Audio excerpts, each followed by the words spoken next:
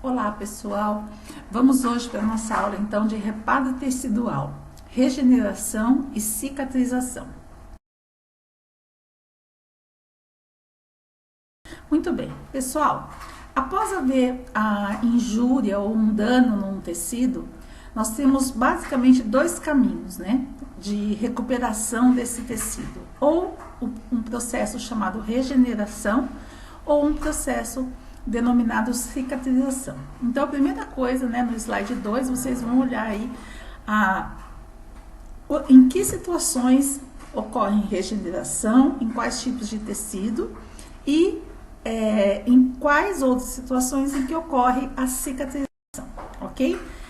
Para tanto, é importante a gente ter a noção, o conceito do que é o parênquima de um órgão e do que é o estroma de um órgão. Então, quando nós falamos células parenquimatosas, nós nos referimos a exatamente as células que fazem a função daquele órgão. Por exemplo, no fígado, o parênquima do fígado é composto por hepatócitos.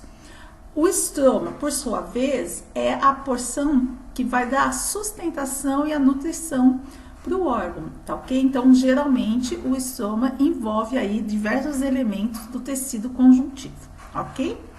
Muito bem. Normalmente, quando a gente tem um reparo tecidual que ocorre em células de parênquima, nós podemos ter situações de regeneração.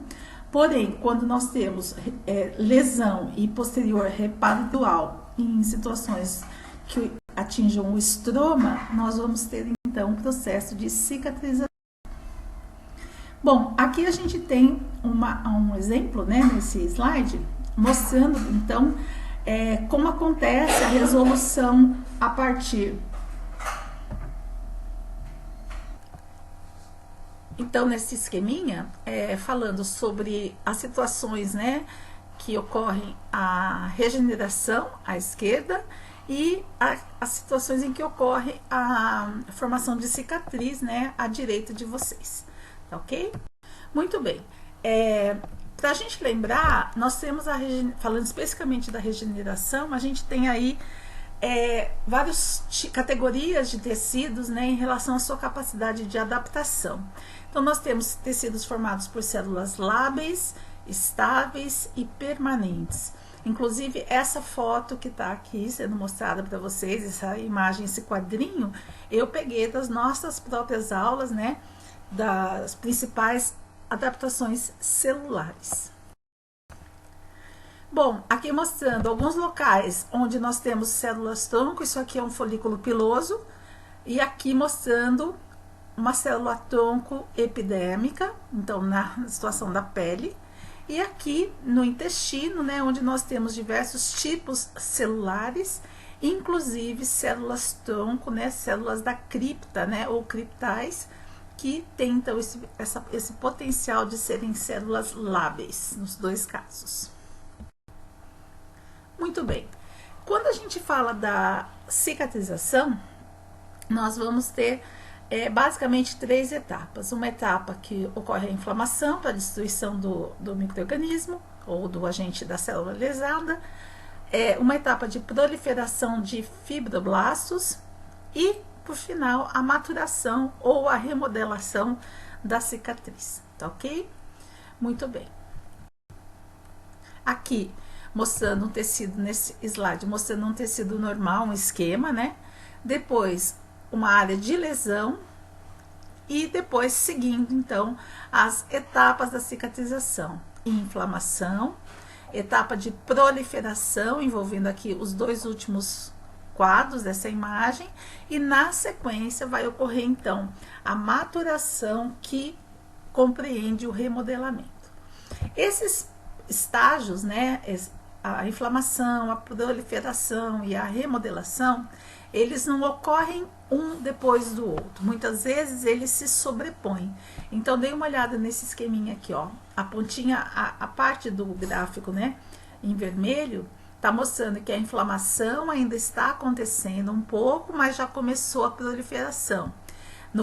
Na seta que está indicando a proliferação, vocês vão ver que ela está terminando a proliferação, mas já iniciou a etapa de remodelação. Esse esqueminha é justamente para a gente ter noção de que esses processos básicos se sobrepõem durante a cicatrização. Bom, temos basicamente dois tipos de cicatrização. Uma é chamada de união primária ou por primeira intenção, comum em cortes cirúrgicos, onde as bordas são opostas e a cicatriz é bem, a união fibrosa é bem delimitada, bem exata. E uma outra situação que é a união secundária ou cicatrização por segunda intenção, onde existiu uma grande perda de tecido e o preenchimento com elementos do tecido conjuntivo. Então, olhando aqui essa definição da segunda intenção, da união secundária, há preenchimento de grandes espaços de tecidos destruídos. Ocorre onde? Em úlceras, lacerações extensas de pele e de músculo, em abscessos também. A cicatriz que é produzida aqui é uma cicatriz mais extensa, justamente porque a lesão era maior, ok? E nesse esqueminha aqui, mostrando, comparando então lado a lado, a cicatrização primária, primeiro à esquerda, né? A cicatrização primária, mostrando o tipo de reparo que existe, mais exato, mais fininho, e a cicatrização secundária, que é uma lesão maior e, portanto, uma cicatrização maior. Mesma coisa que os esquemas anteriores colocados lado a lado para efeitos visuais e comparativos, ok? Bom, e por fim, né, para a gente finalizar, a gente tem aqui a cicatrização hipertrófica e o queloide, né? Então, aqui nós temos na parte inferior do slide, existe, na verdade, um descontrole da produção de colágeno, um aumento da produção.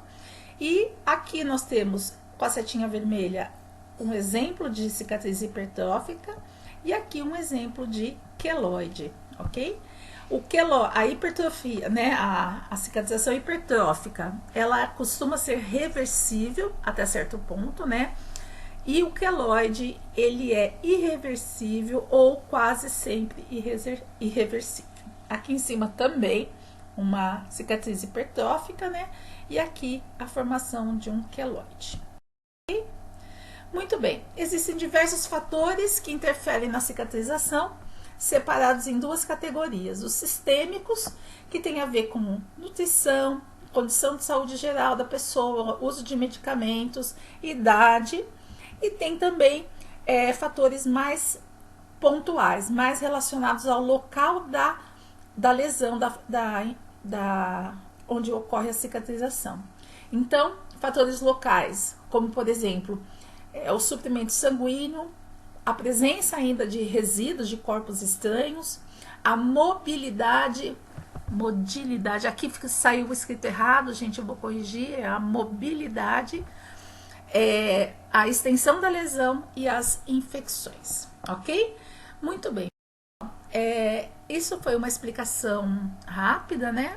Eu vou disponibilizar esse material para vocês e a gente vai discutindo então no WhatsApp as dúvidas de vocês, ok? O guia de estudo já está disponível, o texto já está disponível e vamos que vamos. Falou, pessoal. Tchauzinho.